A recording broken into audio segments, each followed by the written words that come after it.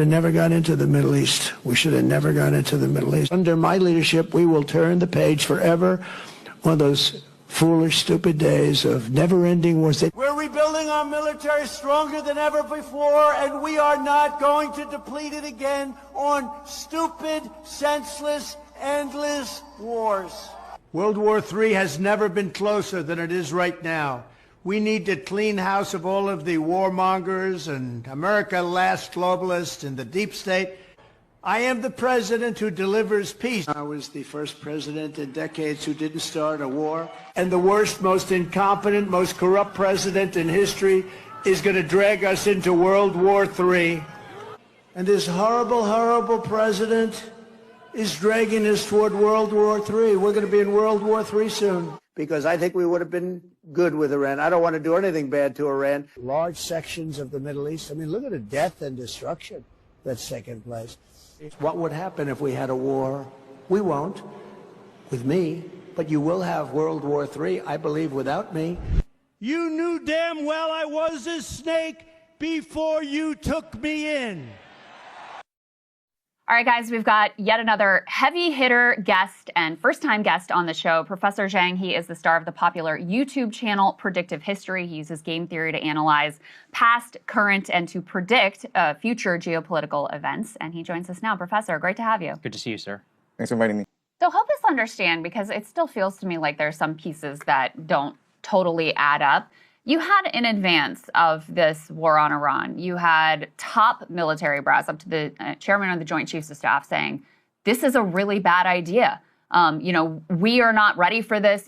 All the math on the interceptors that's been talked about for months at this point.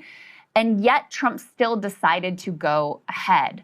What is the calculus that he was making here that led him to take what, already appears to be catastrophic actions? Right, okay. So this is the key question. Why do they do this? I think there are three possibilities, okay? And I think all three possibilities are valid. The first is the idea of hubris. So hubris is a factor. Then you have to look at internal political calculus, where even though America does not benefit from this war against Iran, Trump himself personally benefits. Why? Because the Saudis and Israelis are bribing him to attack Iran. Also remember that if this war goes sideways and Trump is forced to use ground troops, he will probably get approval from Congress, and this will give him emergency war powers, which will allow him to influence the midterms. So Trump is thinking about a third term. And the last factor that is very important is the eschatological factor, where if you look at the Epstein files, it's clear that we are run by secret societies. It's clear that the world is run by these individuals who have a lot of power. We don't know who they are, but they control the military. They control the national security apparatus. And these people, there are different names for these people. You can call them the Illuminati. And the Illuminati are composed of three major groups, okay? You have the Jesuits, who control the Vatican. You have the Sephardim Frankists, which control the modern state of Israel today. You have the Freemasons, which control the national security apparatus of the United States. And they believe that Israel, this war in the Middle East, is key to the end times in creating heaven on earth. So it's almost like a script that they're following, even though it doesn't make any geopolitical sense.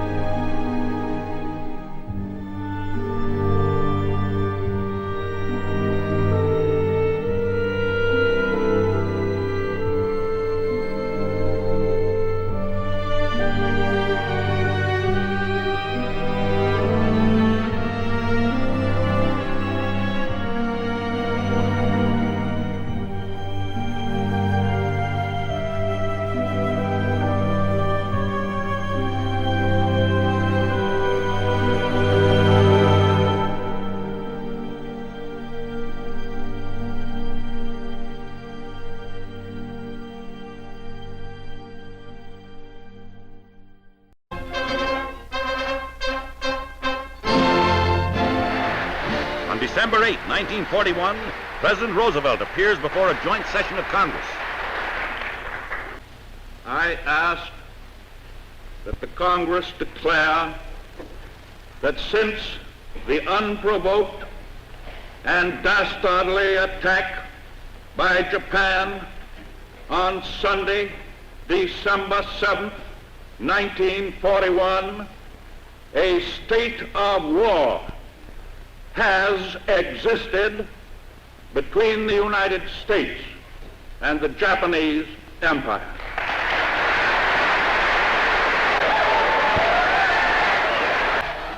One hour and 20 minutes after the President's address, Congress declares war on Japan. Immediate response from the youth of America. Army, Navy, and Marine recruiting stations bulge to overflowing. Young men stand hours for an opportunity to personally answer the challenge. Around important buildings in San Francisco, sandbags are stacked as precaution against the threat of Japanese air attack.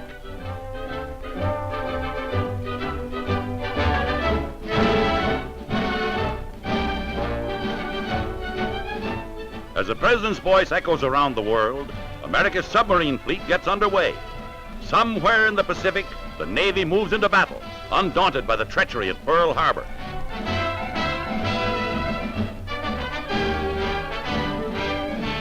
Swift destroyers, cruisers, airplane carriers, all the power and might of the Pacific and Asiatic fleets drive forward to seek the foe and destroy him.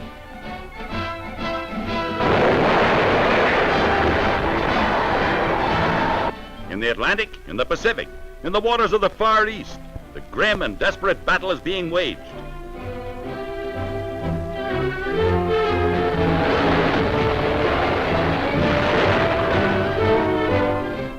American warcraft scour the seas and skies for the Japanese, and German sea raiders, like this one.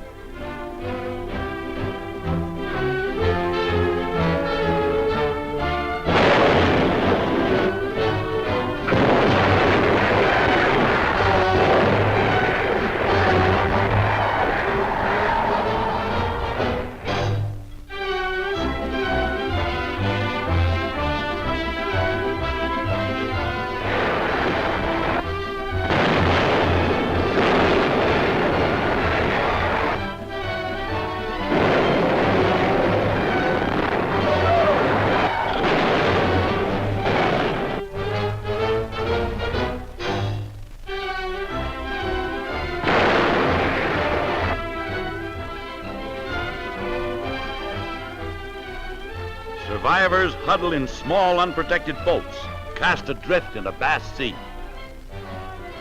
The United States fleet takes to battle stations. Its officers and men go forth in the knowledge that 130 million Americans are united for victory over Japan and its Axis partners. A righteous wrath that demands a swift destruction of aggressors. A wrath born of a desire for peace. Peace only when terror and lawlessness throughout all continents shall meet inevitable doom.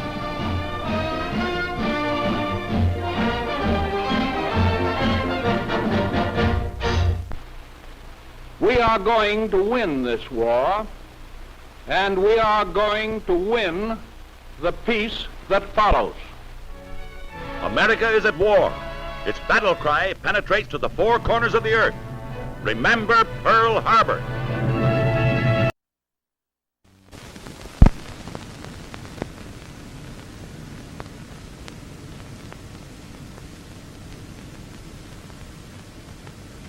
A short time ago, an American airplane dropped one bomb on Hiroshima and destroyed its usefulness to the enemy. That bomb has more power than 20,000 tons of TNT. The Japanese began the war from the air at Pearl Harbor. They have been repaid many-fold, and the end is not yet. With this bomb, we have now added a new and revolutionary increase in destruction to supplement the growing power of our armed forces. In their present form, these bombs are now in production, and even more powerful forms are in development. It is an atomic bomb. It is a harnessing of the basic power of the universe. The force from which the sun draws his power has been loosed against those who brought war to the Far East. We are now prepared to destroy more rapidly and completely every productive enterprise the Japanese have in any city. We shall destroy their docks, their factories, and their communications. Let there be no mistake. We shall completely destroy Japan's power to make war. It was to spare the Japanese people from utter destruction that the ultimatum of July the 26th was issued at Potsdam. Their leaders promptly rejected that ultimatum. If they do not now accept our terms, they may expect a rain of ruin from the air, the like of which has never been seen on this earth. Behind this air attack will follow sea and land forces in such numbers and power as they have not yet seen, and with the fighting skill of which they are already well aware.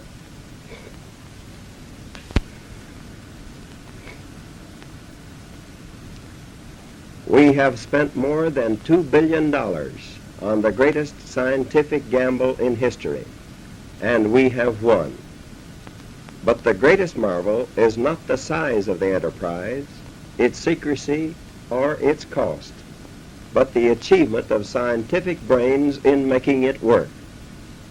And hardly less marvelous has been the capacity of industry to design and of labor to operate the machines and methods to do things never done before. Both science and industry work together under the direction of the United States Army, which achieved a unique success in an amazingly short time. It is doubtful if such another combination could be got together in the world. What has been done is the greatest achievement of organized science in history.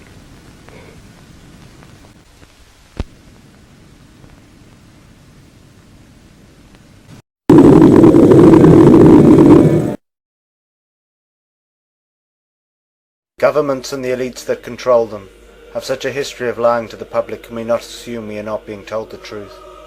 From the Titanic to 9/11, the public have been fed one pantomime after another.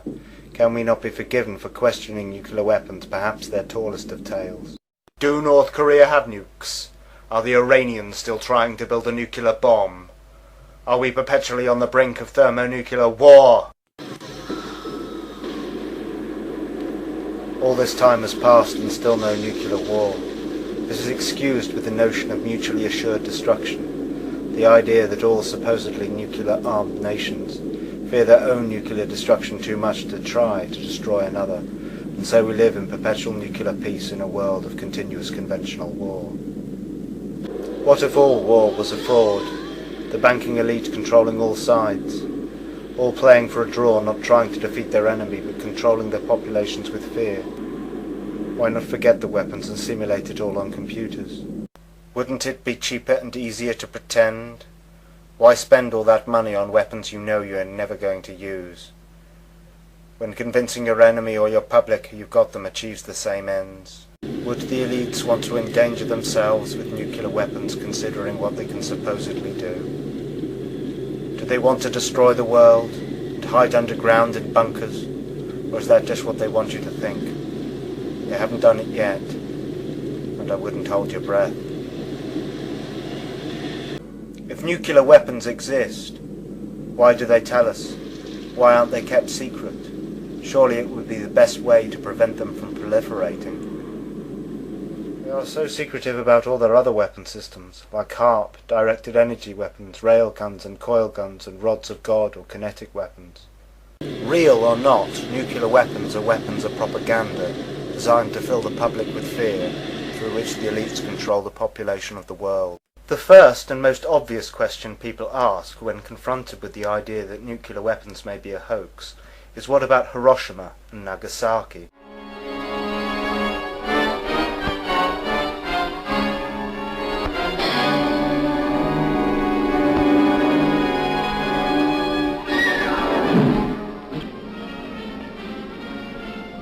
21 days after the New Mexico dress rehearsal, a lone B-29 was over Hiroshima carrying an atomic bomb.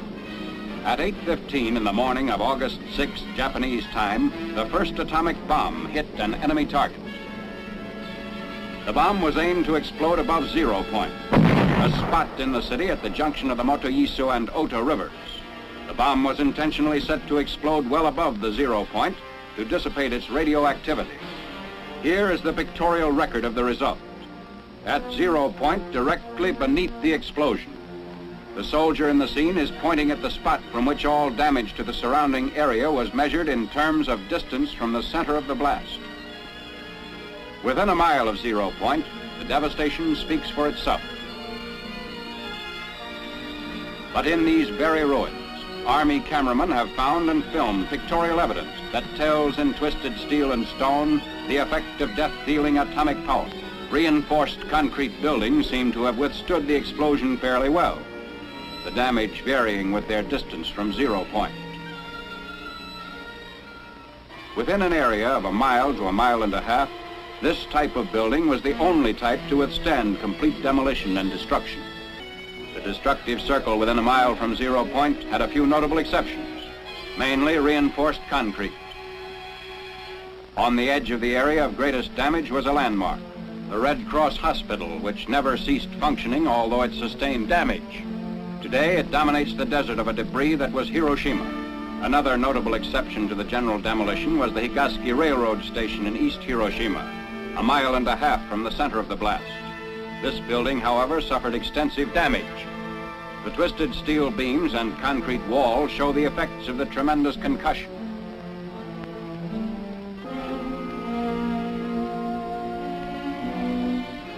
What's left of the Commercial Museum, within 2/10 of a mile of 0 point, also gives indication of the tremendous push of the explosion. Amazingly enough, bridges did not suffer too badly at Hiroshima. This steel rail bridge 1 mile from 0 point had the side toward the explosion virtually blasted by flying particles, which removed almost all the paint. But the side away from the explosion did not need a new paint job. Roads in the area fared better than buildings or bridges. Shortly after the fires died down, traffic was resumed. Today, these highways through the ruins are again in use. Beside our military traffic trudge the survivors of vanished Hiroshima, the first city in history to be atom bombed into oblivion.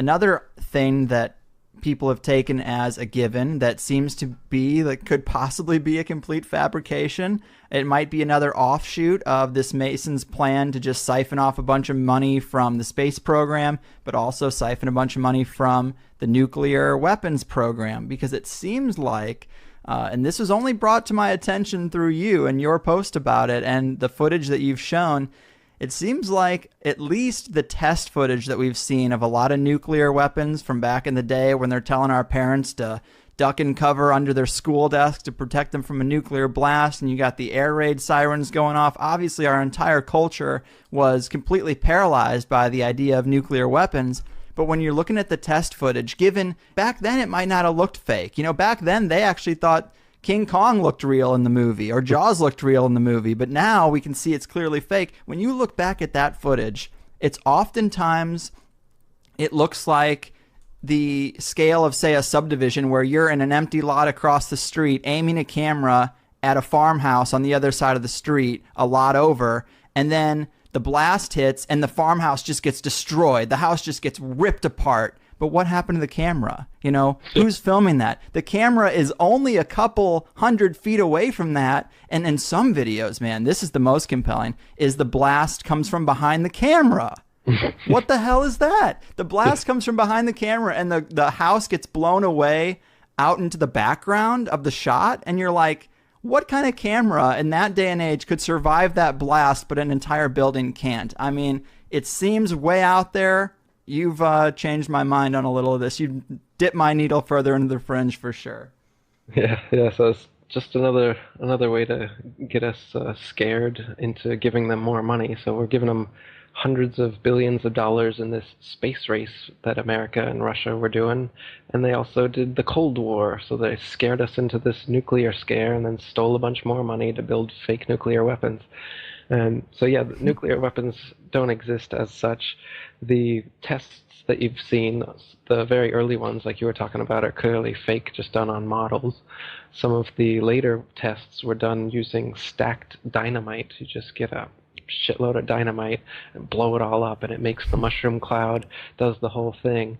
And what they do is they'd tell one team that, you know, they'd have a bunch of people 20 miles away, say army guys watching, doing the test, and then you've got over on one island these people stacking dynamite, saying that we're doing this for comparative purposes, and the real nuke's going to be over on that island. Meanwhile, they got another team over on that island stacking dynamite for comparative purposes, and the real nuke's going to be on the other island.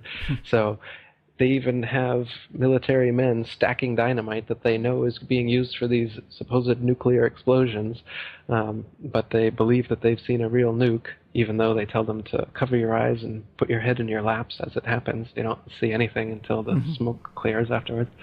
But yeah, a lot of military men will swear, you know, up and down that nukes must exist because they were there at some of those tests, and it's just dynamite. They do it beneath water by stacking dynamite in submarines, and they can do it up in the air as well.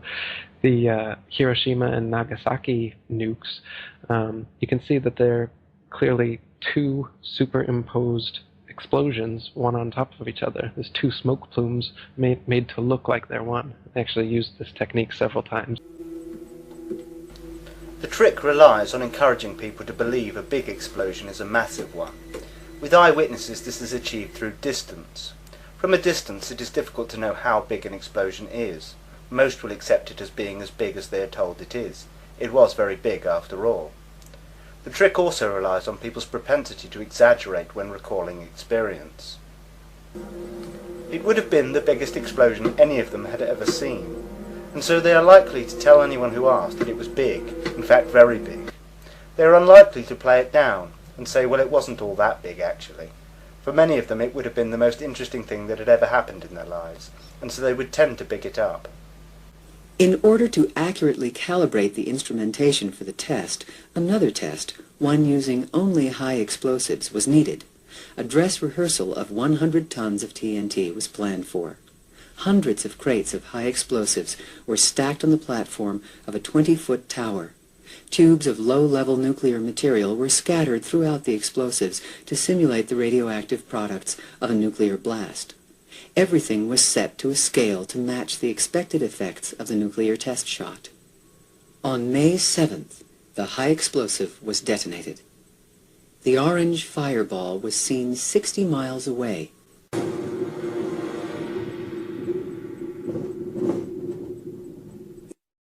How big is this explosion?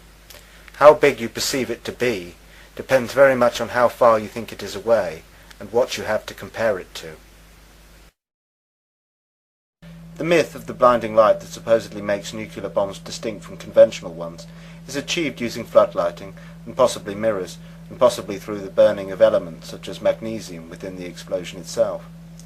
It is often illustrated to the public with shots of extreme shadowing, which can easily be created in a studio. Most witnesses will never actually see the supposed blinding light, as they were usually told to close and cover their eyes, and often to turn their backs. Often the illusion was reinforced with protective goggles and clothing. The footage is generally put together using footage of smaller explosions, without anything in shot to provide size comparison, mixed with footage of the sun, sunsets, and clouds filmed using time-lapse photography.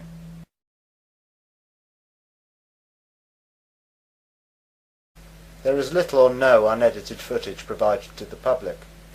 Almost all of the footage has cuts, and often cuts away to shots of observers or shots illustrating the supposed destructive force, and back again to the footage of the developing aftermath of the explosion, and then away again and back again. And so the public rarely sees a so-called nuclear explosion complete in one continuous sequence. Mushroom clouds are not unique to so-called nuclear explosions. The illusion of nuclear weapons was also manufactured with the use of very large conventional bombs, fuel air bombs or thermobaric or vacuum bombs. Up close and from a distance they could easily be mistaken for mythical, much larger so-called nuclear bombs. But it was one unique conventional bomb that was the climax of high explosives in Vietnam. Called Big Blue 82, it was a blockbuster that caused injuries for miles. At 15,000 pounds, a single bomb was the entire cargo for the journey into hostile airspace.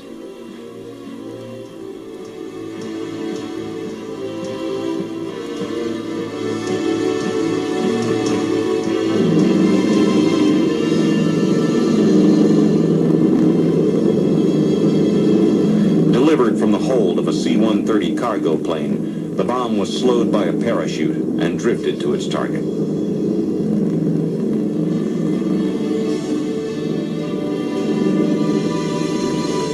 When it exploded, the crater was enormous and the destruction total. You're about to witness the mother of all bombs. The massive Ordnance Air Blast Bomb, or MOAB, 10 tons of H6 explosive. When they were testing it, people actually thought they were testing small-scale nuclear devices. Plus, the psychological effect of the nuclear-style mushroom cloud is undeniable. Russian military has announced the testing of a vacuum explosive device that unleashes a shockwave with the power of a nuclear weapon, according to Russian scientists. U.S. forces have used a thermobaric bomb, which works on similar principles, in their campaign against al-Qaeda and Taliban forces.